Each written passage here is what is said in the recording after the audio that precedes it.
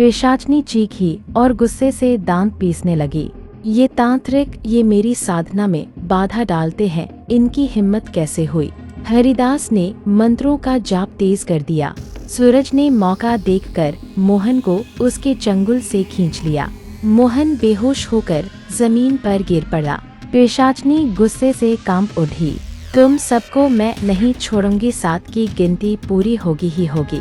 वह काली धुंध में बदल गई और गायब हो गई।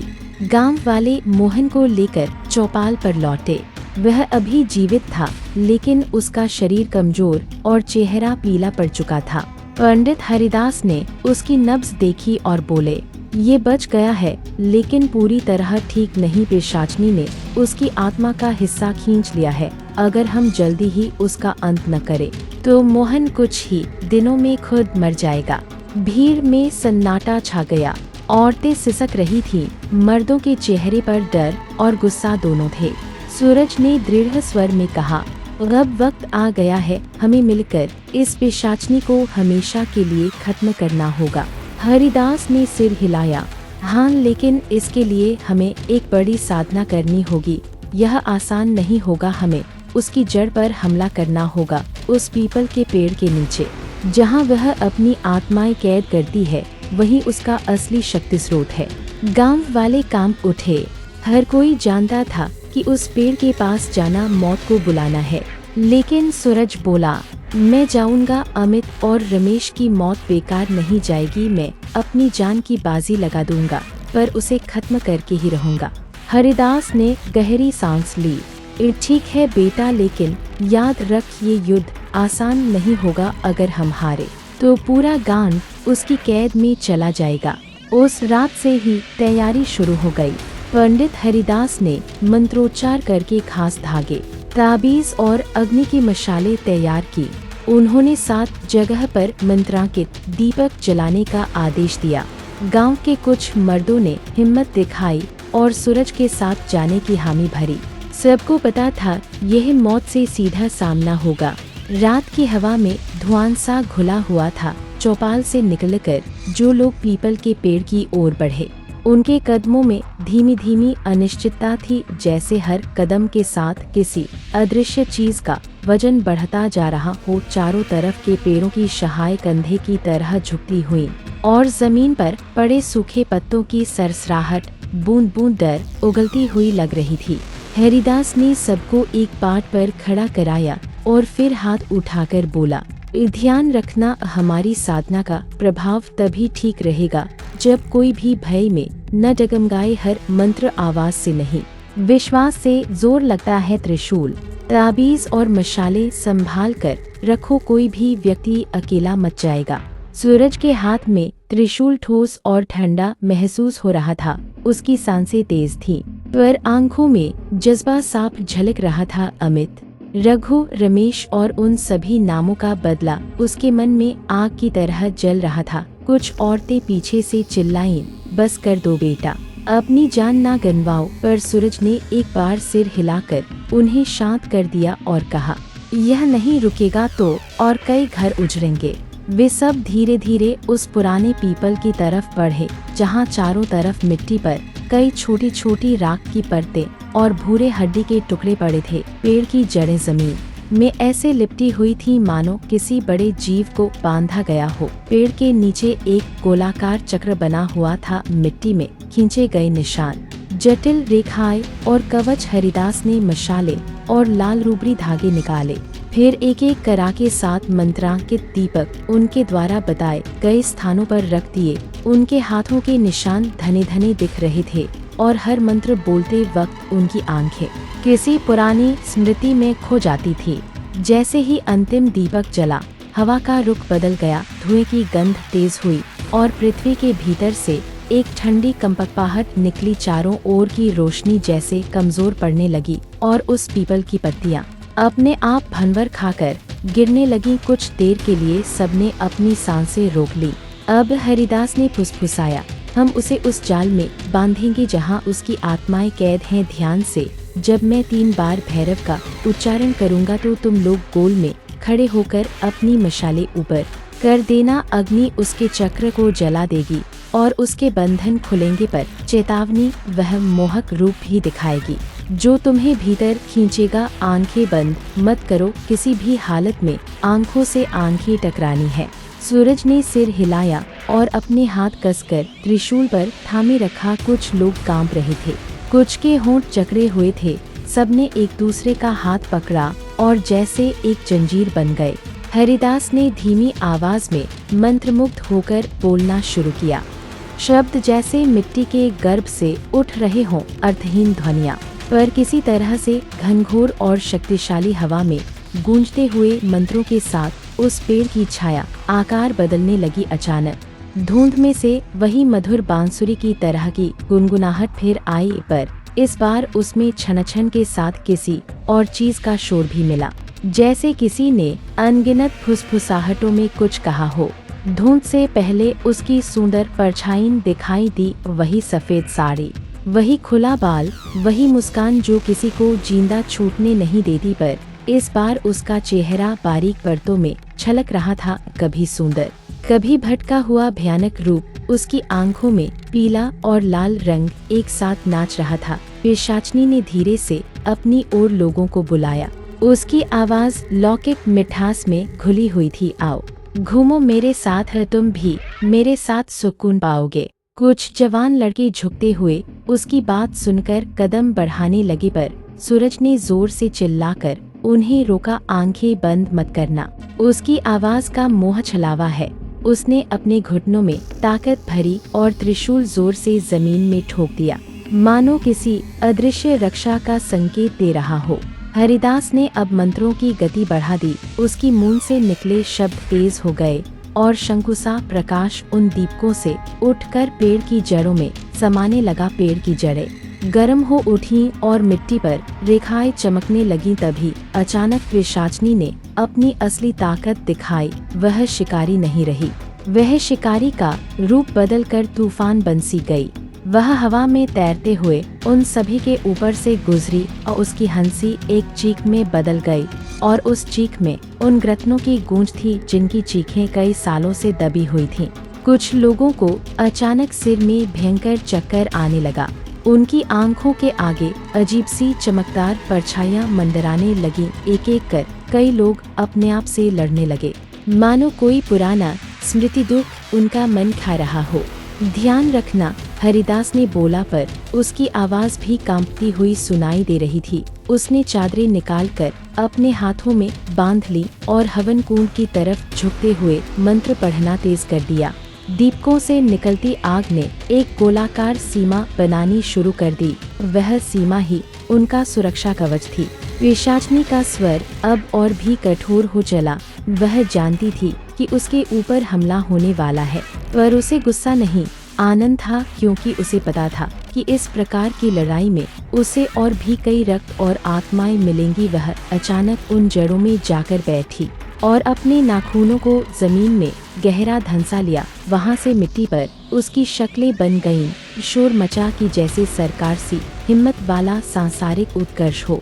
हरिदास ने अपनी आंखें बंद करके जोर से मंत्र बोला और फिर चौंकाने वाली क्रिया की। उसने अपनी पागड़ी से मिट्टी को उठाकर एक छोटी कटोरी में रखी और फिर उस मिट्टी पर अग्नि परीक्षा के लिए कुछ बूंदें पवित्र जल की डाली। कटोरी से उठती हुई स्मोकी सी घूंटे सीधे पिशाचनी की ओर बढ़ी।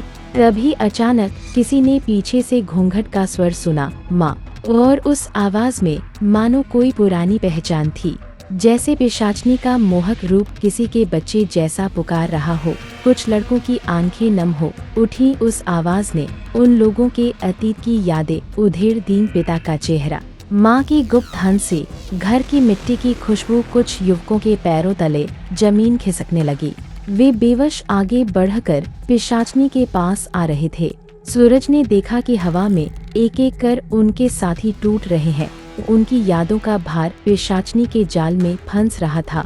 उसने तेजी से उनसे चिल्लाया, याद रखो अपनी माँ बाप की बातें, पर आंखें बंद मत करना। यह वह माँ नहीं है, यह उसकी चाल है। पर उसकी बात कई कानों तक पहुंची ही नहीं।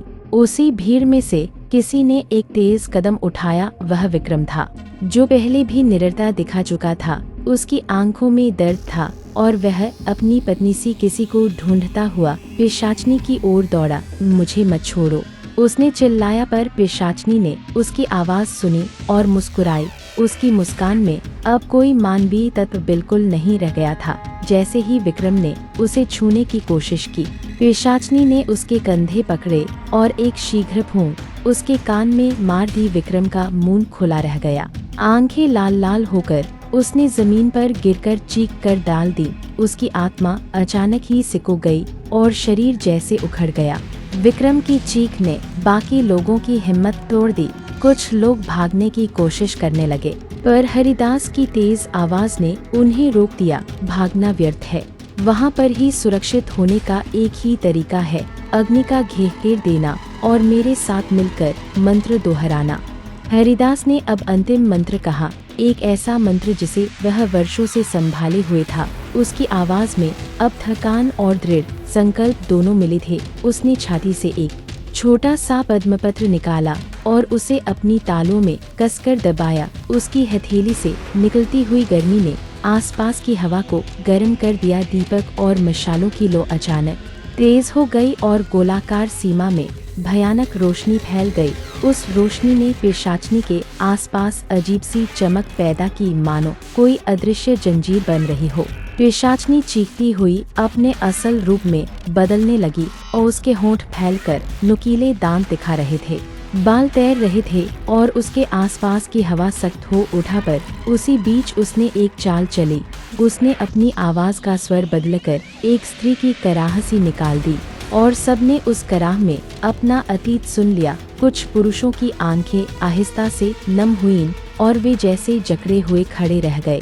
सूरज ने देखा, हरिदास की आंखों में पसीना टपक रहा था, पर उसके होठों से मंत्र की ताल बिल्कुल नहीं टूट रही थी।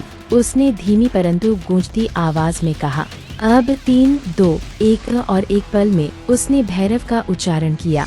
सबने एक साथ अपनी मशालें ऊपर उठाई। मशालों की कारण से बनी आग की रेखाएं पिशाचनी की ओर दौड़ी और उसे घेरने लगी। उस जाल में फंसते ही पिशाचनी के स्वर में अचानक बदलाव आया। उसकी मीठी आवाज अब चीखती हुई सिसक में बदल गई। वह दुखती हुई शेर की तरह कराहने लगी और उसकी परछाई जमीन पर फैल गईं, मानो रौ में फंसी कोई हड्डी टकरा रही हो। पर तभी जैसे ही आग ने उसकी ओर छुआ, उसने अचानक जमीन फाड़ दी और वहां से एक धुंध की छटान निकली। धुंध में से एक और रूप बाहर आया, एक वृद्ध स्त्री का चिन्ह, जिसके आंसू कंकड़ की तरह गिर रहे थे। और उसने कहा, तुमने मुझे ठुकरा दिया। मैंने प्यार मांगा था, पर तुमने तिरस्कृत किया। अब मैं तुम सबको तिरस्कृत करूंगी।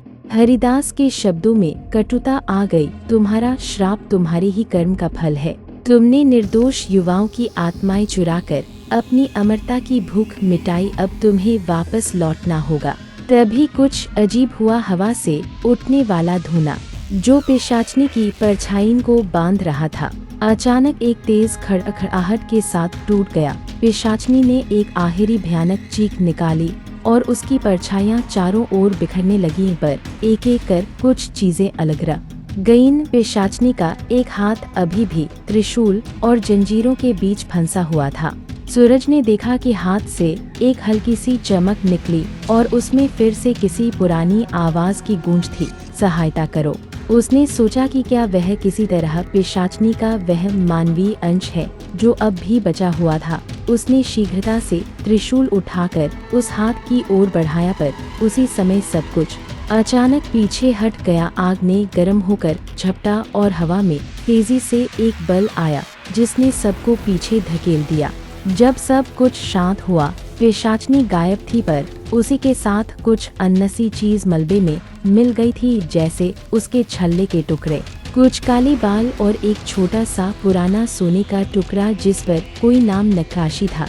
हरिदास ने वह टुकड़ा उठाया और उसका चेहरा ज्यादा गंभीर हो गया। उस पर लिखा था एक नाम जो सबको आश्चर्यचकित कर गया। पर उस नाम की पहचान बताने से पहले ही पेड़ की जड़ों में से एक धीमी छनछन की आवाज आई और फिर जमीन में एक हल्की सी हलचल दिखाई, मानो वहाँ कुछ और भी दबा हुआ हो। पिशाचनी का पूरा शरीर भले ही गायब हो गया हो, पर उसकी आत्माओं की गठरी अभी भी जड़ में बंधी थी। हरिदास ने कहा, यह टुकड़ा संकेत है, यह उसका अतीत है, पर अभी लड़ाई खत्म नहीं हुई। मैंने उसे परेशान किया है, पर उसका मूल बंधन अभी भी वही है। जिन आत्माओं को उसने खींचा है वे अभी भी जड़ के अंदर कैद हैं। हमें उन्हें मुक्त करना होगा, अन्यथा वह फिर लौट कर आएगी। सभी ने सांस भरी। कुछ लोग घायल थे, कुछ की आंखें सूजी हुई थी। विक्रम का शव धीरे धीरे लाश सा जमीन पर पड़ा था, मानो उसकी आत्मा अभी अभी निकलकर कहीं खो गई हो। मोहन बिस्तर पर पड़ा सहमे हुए मगन था और सूरज का चेहरा मटमैला, पर उसकी आंखों में अब और भी दृढ़ता जल रही थी। हरिदास ने टुकड़ा अपने पास रखा और बोला, हमने उसे आज कमजोर किया है, पर हमने उसे जड़ से नहीं निकाला। अगले 3 दिन बहुत जरूरी हैं। हमें उन 7 दीपकों को दिन रात जलाकर उस जड़ को पवित्र करना होगा। पर सुनो, अगर तीसरे दिन तक हम पूरा न कर पाए तो वह और भी खतरनाक रूप धारण कर लेगी। सूरज ने जोर से कहा, मैं थकने नहीं दूंगा। अमित और रघु और बाकी सब के लिए मैं वही खत्म कर दूंगा। हरिदास ने धीरे से सिर हिलाया और कहा, ठीक है, पर अब आराम कर लो। कुछ लोग घायल हैं, कुछ को उपचार की जरूरत है। अभी वापसी करो और तैयार रहो। वे गांव लौटे। रास्ते में जो कुछ भी देखा वो मन को हिला देने वाला था। खेतों में फैली हुई धमाकेदार सन्नाटे की गूंज और आकाश में उभरती हुई बादलें मानो किसी और दिन का इशारा कर रही हों। वे अगले दिनों की तैयारी करने लगे। हरिदास ने किताबें खोली, टोटके बताए और सबने मिलकर पीपल की जड़ों को घेरे रखने का प्रण लिया। पर वहाँ गहरे जड़ में कुछ अभी भी हिल रहा था, एक धीमा सा सोलक सा, जो कह रहा था कि यह लड़ाई अभी खत्म नहीं हुई। सूरज जब अपने कमरे में बैठा तो उसने वह छोटा सा सोने का टुकड़ा देखा जो हरिदास ने छोड़ा था। उस पर नक्काशी जिसमें कोई पुराना नाम लिखा था, एक नाम जो उसकी माँ ने कभी सुनाया था, पर जिसकी कहानी अधूरी रह गई थी। सूरज के भीतर एक अजीब सी बेचैनी जागी। क्या पिशाचनी का अतीत उस गांव से जुड़ा था? क्या उसकी जड़ें कहीं और की कहानियों में बंधी थी? उसने ठान लिया, अगली बार जब वे वापस जानेंगे तो वह उस नाम की जांच करेगा। वह सच जानना चाहता था, क्यों कोई आत्मा इतना क्रूर हो जाती है, और क्या उससे कोई मानवीय हिस्सा अब भी बचेगा जिसे बचाकर खोया हुआ मानव की सुध ली जा सके। रात गहरी थी और गांव सो रहा था, पर शहादत की निशानियां अभी भी हवा में तैर रही थीं। कोई नहीं जानता था कि अगली सुबह क्या लेकर आएगी, एक विजय या एक और भयानक शिकार।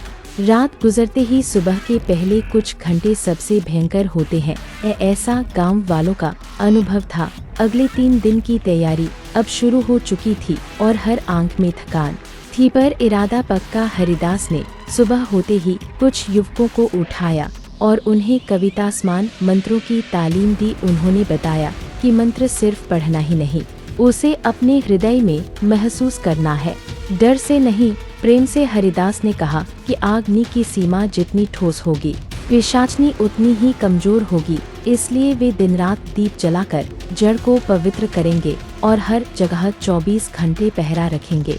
सूरज ने उस सोने की नक्काशी वाली मूठ को अपने हाथ में रखा, उसे दिन भर घूरता रहा। उस पर लिखा नाम था कर्णिका। पूर्णविराम नाम सुनते ही उसकी माँ ने मुंह संक कर कहा, यह नाम मैंने सुना है, कई साल पहले एक लड़की थी कर्णिका, गांव के बाहर की, पर यह बात भूल जाओ बेटा, वे कहानियां हैं। पर सूरज के अंदर जिज्ञासा और गुस्सा दोनों उबल रहे थे। उसने पुरानी औरतों से, उन बुजुर्गों से मिलने की ठानी जिनके दिमाग में गांव की पुरानी बातें दर्ज थी। दिन भर गांव में तैयारी चलती रही। कुछ महिलाएं जंगल से जड़ी बूटियां लाईं, कुछ ने हल्दी और गुड़ की पोटली बनाईं ताकि रात्रि में हवन में डाली जा सके। व्यापारियों ने चुपके से कुछ सहारा देने की पेशकश की, मशाले, तेल, लाल कपड़े, किंतु हर किसी के शब्दों में भय था। सूरज और पंडित हरिदास ने मिलकर एक सूची बनाई कि किस समय कौन सा मंत्र बोलेगा, कौन सी जगह पर दीपक रखे जाएंगे और किस क्रम से अग्नि की रेखा खींची जाएगी।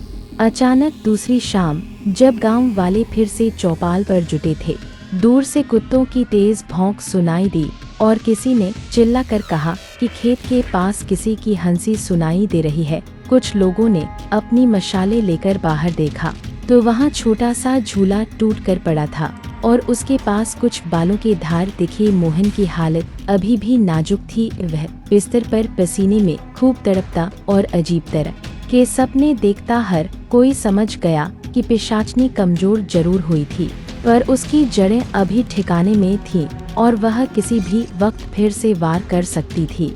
तीसरे दिन की सुबह पर पंडित हरिदास ने अचानक सूरज को बुलाया और कहा कि वह उस सोने के टुकड़े की नक्काशी पढ़कर बता दे। कर्णिका नाम सुनकर हरिदास का चेहरा बदल गया। वह ठहर गया और धीमे शब्दों में बोला, कर्णिका यह नाम गांव की पुरानी कहानियों में भी आता है। इससे मैं याद कर रहा हूँ एक महिला जिसका परिवार कुलीन नहीं था, जिसे कभी गांव वालों ने तिरस्कार किया था। कहा जाता है कि उसका प्रेम, उसका व्यथा और उसकी सूखी उम्मीदें ही उसे उस रास्ते पर ले गईं, पर किसी ने उसे समुचित सम्मान नहीं दिया। उसे अपमानित कर दिया गया। क्या वह बदला चाहती थी?